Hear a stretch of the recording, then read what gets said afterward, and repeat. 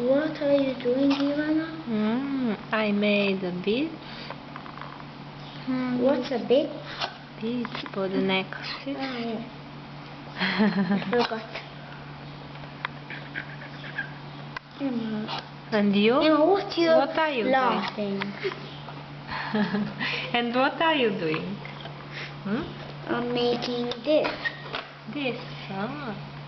It looks like... What is it? Oops. It broke for me. It broke. Now it's fixed. Mom, I made it. Oops, it's joking.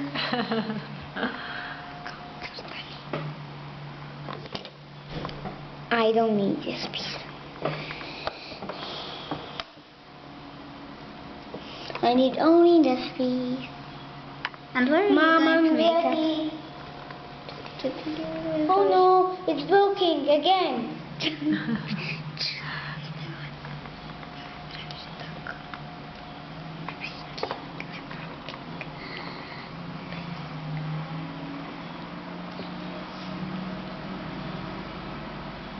It's broke. Oh no. Mom, can you help me? I will help you. Wait. Just a second. Can you do this all? Instead of you? No, I can just help you. I need the knife. Then I need to cut this. Wait, save it. Put the biggest piece. This is the biggest piece. This is a ballerina. And she's not good. She's ugly.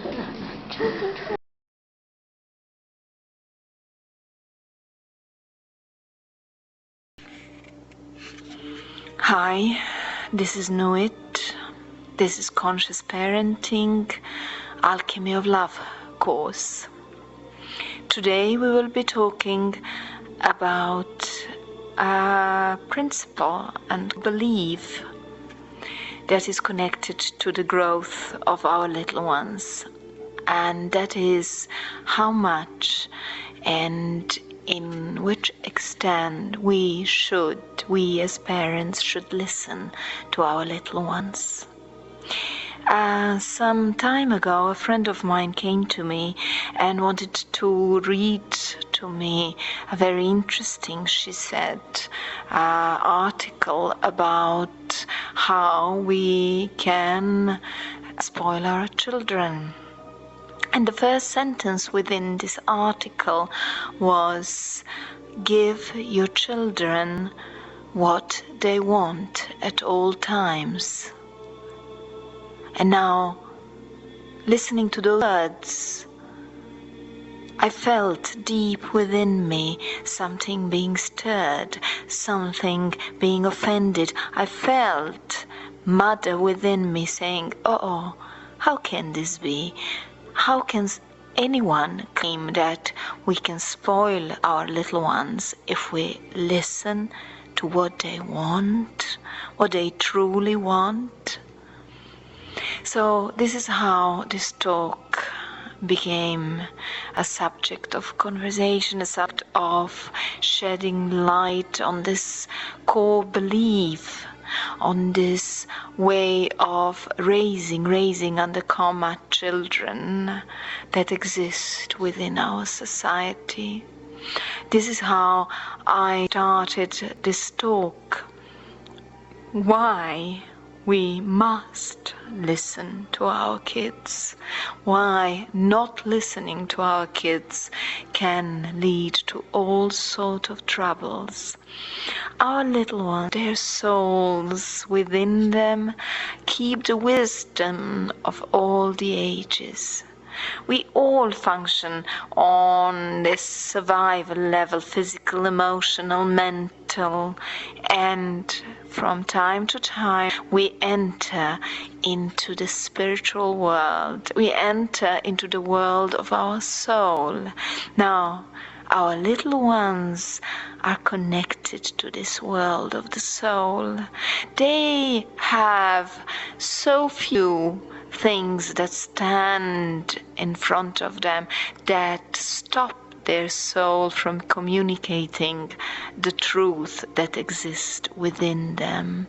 They have so little in between this I want and many egos that exist and that are formed when we are older, when we know exactly what we want and how we should and must behave.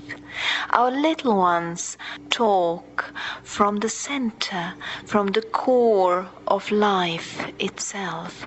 Our little ones can give us a lot of wonderful information if we just learn how to listen to them. Our little ones will know what is good and what is not good for them. One wonderful example of this is whenever my little baby, my son, Million, was sick, he would send me to bring him a piece of food, an item of food, an item of fruit, or an item of drink that he felt like drinking or eating at that particular point.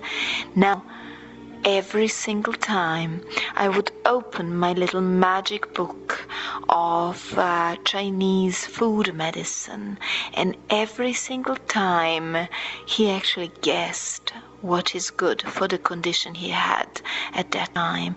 If he would have a diarrhea, he actually guessed what he should be eating at that particular point. If he was throwing up, he actually knew what would be the food item that he should at that particular time take. He was constipated, he actually knew what is it that his body is craving. He would just say, "Mommy, bring me that and that." I would go check into my book of recipes and find out that yes, he actually got it right. Now, this is just one example of many, many examples of how our little ones are in contact with their soul and how they actually can tell us what they want or do not want. If a little baby is crying constantly, it might be that we had a house full of visitors and that this was a bit disturbing for the little soul, and that now he needs peace and quiet with his mom. And this cry is actually telling us, yes, Mommy, I want to take you into harmony that is different from what you've been going through until now. If our little one sits around the table and you ask him, does he want to draw? He will know what he wants, what he doesn't want. Does he want to eat? He will know. Does he want or doesn't want? Does he want to play in a particular way? He will know what is the answer to that question. No matter how small these beautiful souls that have incarnated and are given to us to take care of, these little beings can actually tell you what they want. Listening to their needs is a very important part of conscious parenting. So, there was a mother that was very disturbed by the behavior of the child, of her child. And she wasn't sure how to help him or her the child was constantly crying and was very naughty. So what she would do is she would go into the silence after the children are asleep. She would go into a meditation, so she will get in touch with herself. And then she would ask the child, "Could you please help me? Could you please tell me how I can help you? Could you please help me help you? Could you please show me how to help you?" And the child would, day after, tell her what the secret to this particular trouble was. Would it be more kisses, more hugs, more peace, better structure, going earlier to bed, eating more regularly, eating better food? The little ones will actually tell you they know what is it that leads their drive, what is it that leads their cry, what is it that leads you. There was a teacher that said, "I was getting really crazy by the mess the children in my class were doing, and I wanted to scream. I wanted to go out of myself.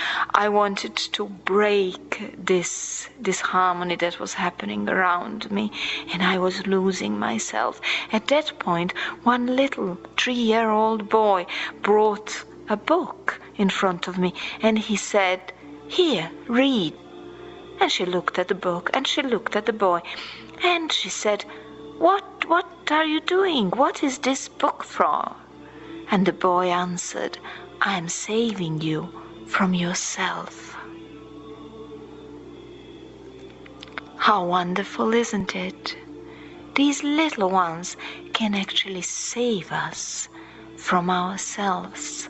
These little ones can save us from this attack of hysterics that each mother will go into one point or another. These little ones can actually show us the road back to love, back to play, back to laughter, back to game. These little ones, these children, the children all around us, they know. I played chess with my little boy who was 5. Playing chess with a boy who is 5, you think, will be very difficult because the boy will just not grasp the moves correctly. But actually, it was exactly the opposite. The little boy, age 5, was playing chess with me and was winning. And you know why he was winning?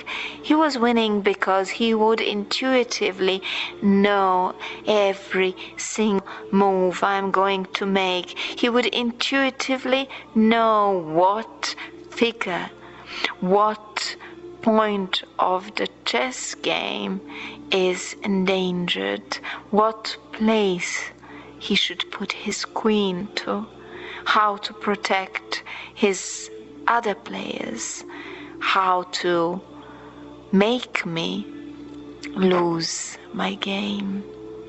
And I could see that he's not doing it because he knows all the strategies of the brilliant chess players in the world. I could see that he's doing it from the place of intuition, from the place of the center of life, from the place of the greatest power we human beings have, the contact of our soul. So how to create trust with the little ones?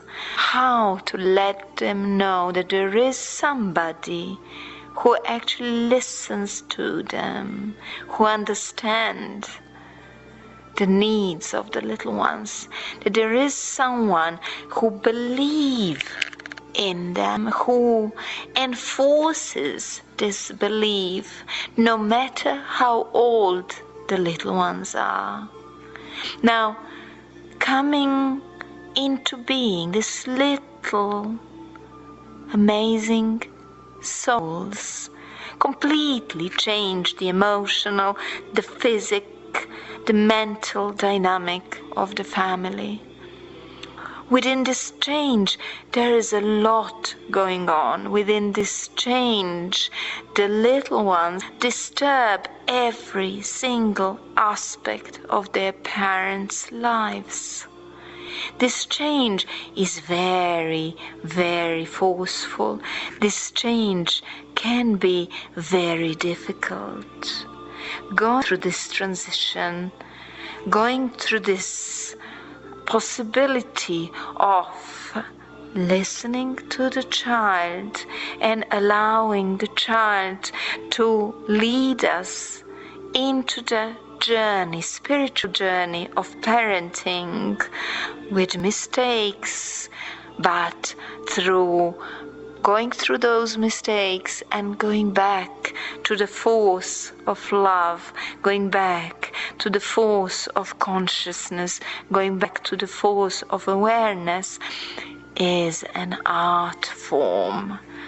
Creating the trust between the parents and the child, creating a different emotional, physical and mental setup that is induced by the society, that is induced by the norms that we need to follow, takes trust, takes this belief in oneself, takes this belief in the little one in front of you, takes this respect towards the soul that is in front of you, and this again I'll use trust, that this soul here to teach you, a parent, a lesson, to lead you into a spiritual journey of wonderful discoveries that finishes with love,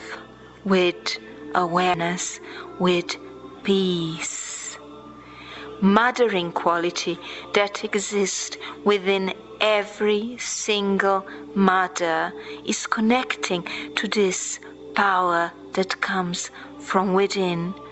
Mothering quality that exists within fathers as well, that exists within the parents, that exists within each one of us, is the quality that can help the society to grow spiritually, that can help us all human beings to evolve as beings. This amazing sacrifice that mothering demands, this sacrifice that is far greater than anybody could have ever imagined, the sacrifice that is known only once you have a little one that is dependent on you day in and day out, hour in and hour out, every single second of your life. This sacrifice that actually says, I do not exist any longer, I let you as being exist. I am here to support you, to give you security, to help your needs. This dying of the mother and the father, dying of the queen and the king, dying of the bird, so that the little ones, the babies, will hatch, so the babies will grow into inspiring adulthood, is a very important part of any parenting, is a beautiful part that actually is done for another being, this dying of all ego structures, dying of all the different eyes that exist within the parents, dying so they will be reborn again within the aura of love, within the aura of awareness, within the aura of consciousness, is a path that is open to every single parent. It is a reflective, transformative, beautiful path that is open to all of those who understand this wonderful, powerful force of mothering, this wonderful, powerful force that says, I am building the trust between this small, tiny, unprotected being and myself as a parent. I trust this small, unprotected being to enter into this world of socially induced norms. I believe in myself and in this small being that it will grow into an inspiring and beautiful adult, and I listen to this beautiful soul's voice. I listen and trust that this beautiful little being knows what he or she wants. It takes courage to believe and enforce trust. And this is why the mothering is not forced. The mothering is a quality that exists within parents. The mothering is qualities not be controlled. The mothering as quality exists as a power within the higher beings of each one of us. It actually teaches us what spirituality really means. It teaches us about giving, sensing, intuitively giving. It teaches us about transformation. It brings us into the touch with the very soul of life. It teaches us that we cannot control parenting, that parenting belongs to the force that is higher than ourselves, that only if we surrender completely to this force, if only we die and let our egos die within this force, we will be able to stick to love. We will be able to respond, to listen to change things, to create an environment that is supportive for our little ones to grow.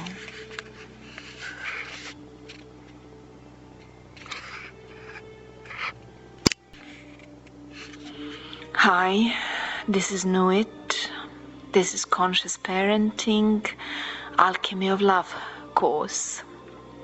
Today we will be talking about a principle and belief that is connected to the growth of our little ones, and that is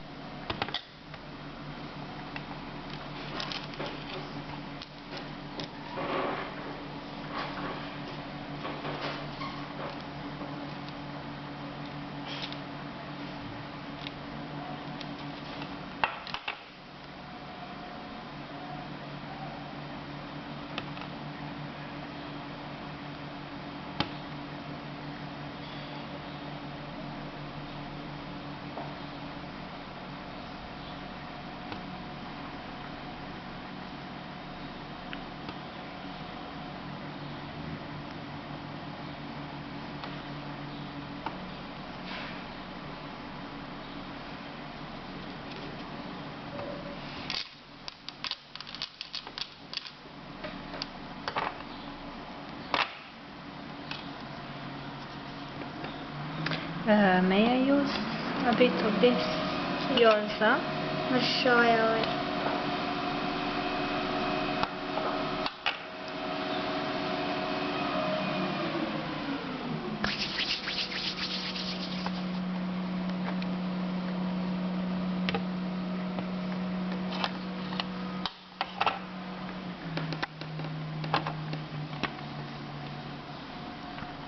And now I need a needle.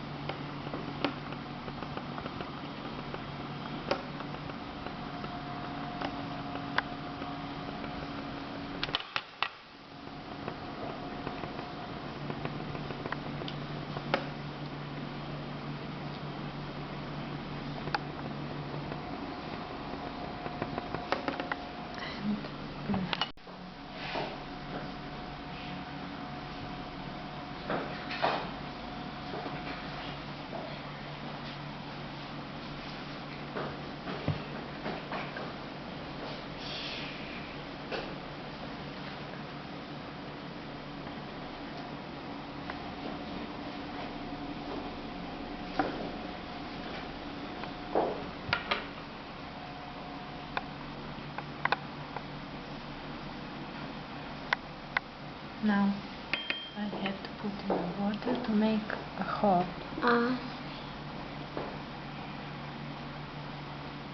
Mama sabe.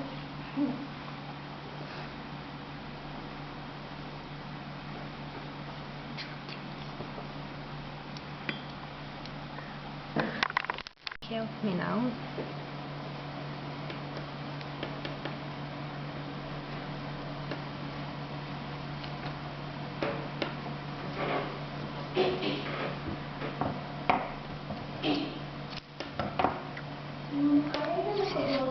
His head.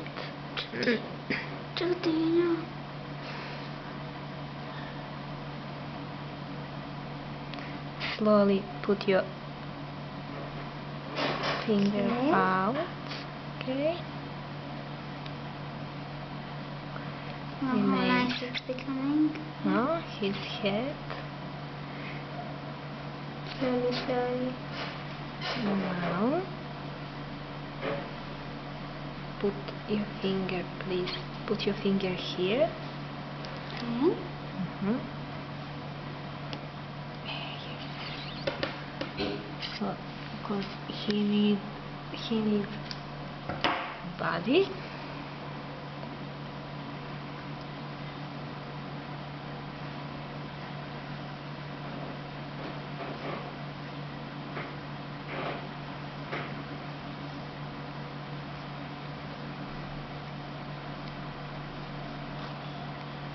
Okay.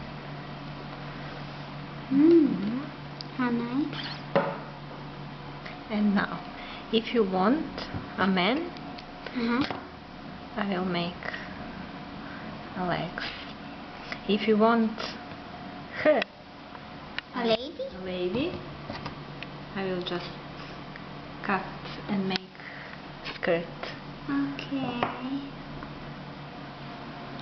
What would you like? I don't know, Mama. Man? Huh? Man? No, a lady. Or lady? Okay.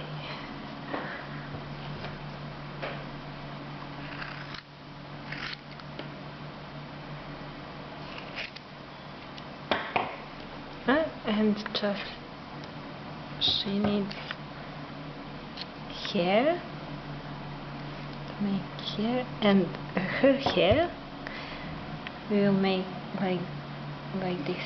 Okay. What we made before.